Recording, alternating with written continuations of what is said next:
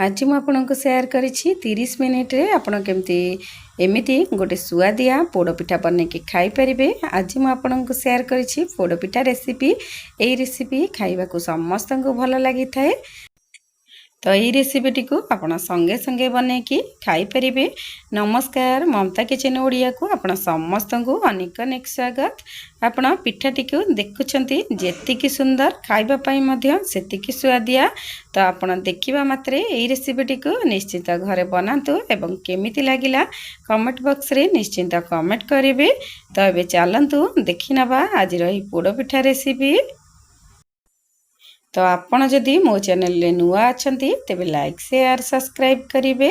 जदि इंस्टा रे किबा फेसबुक रे देखुछंती तेबे फॉलो तो निश्चिंत करिवे।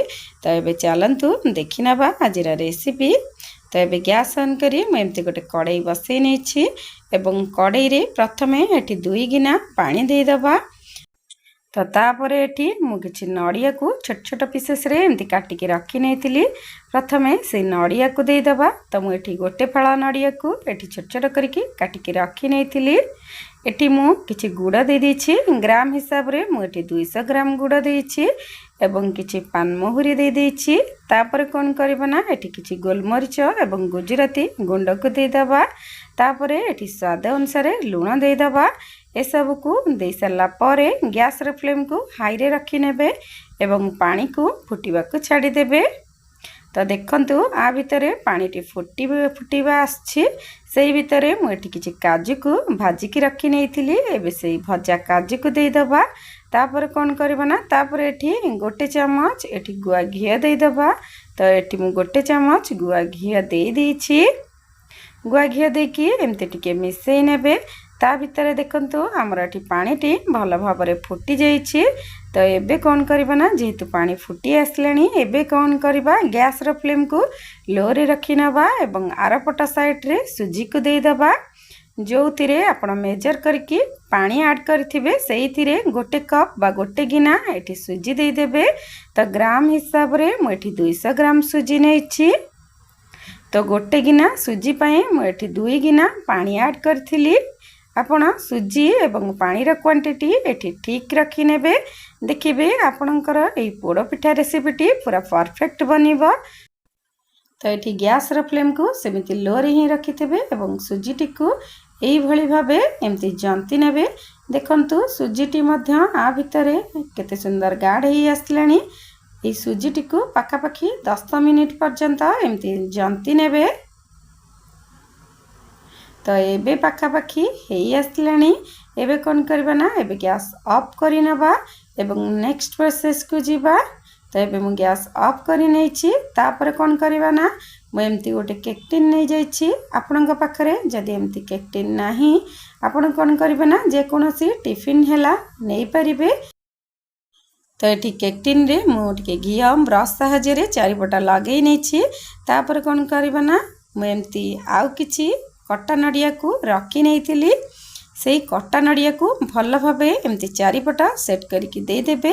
तापरे आपण सुजीर जो जंतनी को बनै के रखिथेबे तापरे से सुजी जंतनी को आनी की एथिरे सेट करि नेबे। देखंतु मु आपनको जेमती देखौछि आपण ठीक सेमिति ही बनेबे। पिठाटी बहुत सुआदिया बनिबो एवं खाइबा पई मध्य बहुत टेस्टी लागितिला।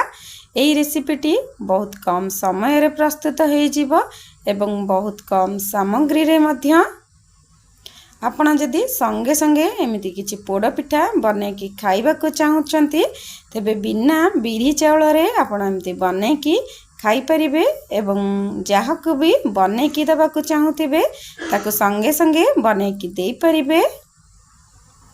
तो एही भली भाबे मु एमिति किछि सेट करि नेछि। तो तापर कोन करबा ना आउ किछि खंड नड़िया को मु रखी नेथिली। तो एही भली भाबे सेट कला परे आपण जो खंड नड़िया को रखिथेबे एबे से खंड नड़िया को एतिरे आउ टिके सेट करके दे देबे। तापरे टिके हाथ सहाय्य रे आउ गोटे चम्मच एटी गुआ घिया देकी हाथ सहाय्य रे चारिपट एमती सेट करि नेबे। तो यही प्रोसेस रे बनातु देखिबे खाइबा पई बहुत बढ़िया लागिबो। तो तो मु एबे हाथ साहाय्य तो सेट करी नेछि। एबे आर पट साइड रे कोन करबा ना गैस ऑन करी नबा एवं गोटे कड़ाई बसई नबा। तो मु आ भितरे गैस ऑन करी कड़ाई बसई नेछि एवं सेथिरे किछि लूण दे दबा। तो लूण को मु एही भली भाबे चामच साहाय्य रे चारिपट एमती सेट करी नेछि। लूणटी एटी मयला देखा जाउछि काहेकि ना लूण को मु आगरु 3-4 थर व्यवहार करी नेछि। आपण लूणटी को एमती व्यवहार करि सारला परे ठंडा करके जे कोनोसी जगह रे बंद करके रखी परिबे पुणी ताको व्यवहार करि परिबे। तो लूण को 5 मिनिट आपण हाई फ्लेम रे गरम हबा को देबे। जेतेबेले लूणटी एमती गरम हेई आसीबो सेही स्टेज रे आपण कोन करिवे ना केकटिन टी को एमती रखी नेबे। तापरे संगे संगे एही भली कवर करि नेबे। कवर कर सारला परे आपण 5 मिनिट पाखापाखी मीडियम फ्लेम रे रखिबे। तापरे कोन करिवे ना आउ 20 मिनिट आपण लो फ्लेम रे एमती सिझिबा को देबे। तो आ भितरे एबे 20 मिनिट हेई जाइछि। एबे मु आपनको चेक करिकी देखै नउछि। देखंतु एमती गोटे नाइफ साहाय्य रे आपण चेक करि परिबे नाही तो एमती हाथ लगे कि मध्य चेक करि परिबे। हाथरू जना पडुछि जे एई पिठाटी हेई आसलानी। चारिपटु देखंतु मध्य हमर एई पोड़ पिठाटी छाड़ी आसलानी। तो एबे जानिबे जे हेई आसलानी। तो एबे कोन करबा ना एबे मु बाहर करी नेछि एवं आको टिके ठंडा करी नेछि। तो जेहेतु हेई जाइछि पोड़ पिठाटी को एबे कोन करबा ना एबे नाइफ साहाय्य रे चारिपटु एमती टिके लगे कि बुलेई नेबे। एमती करबा द्वारा कोन हेई थाए ना पोड़ पिठाटी बहुत सहज रे बा सुंदर भाबरे बाहरी जीवो। तो एई भली भाबे म एमती चारिपटु लगे नेछि बा बुलेई नेछि। तो एबे कोन करबा ना थाली को गोटे पट साइड रे रखिबे। एमती केकटिन टी को एही भली भाबे उल्टेई की एमती बाहर करि नेबे। तो आ भितरे देखंतु पोड़ पिठाटी हमर सेट हो जाइछि बा भल भाबरे देखंतु प्रस्तुत हो जाइछि। बिल्कुल पोड़ी नाही एवं बहुत सुंदर देखा जाउछि। तो एबे कोन करबा ना एबे पोड़ पिठाटी को आपण काटिकी खाइबा को देई परिबे। एबे चलंतु मु आपनको काटिकी देखै नउछि। एबे देखंतु भितरु परफेक्ट भाबे सिझी जाइछि।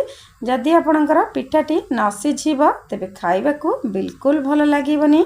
देखंतु पिठाटी को देखिकी आपण जानि पारुथिबे जे पिठाटी परफेक्ट बनिछि एवं भितर मध्य भल भाबरे सिझी जाइछि।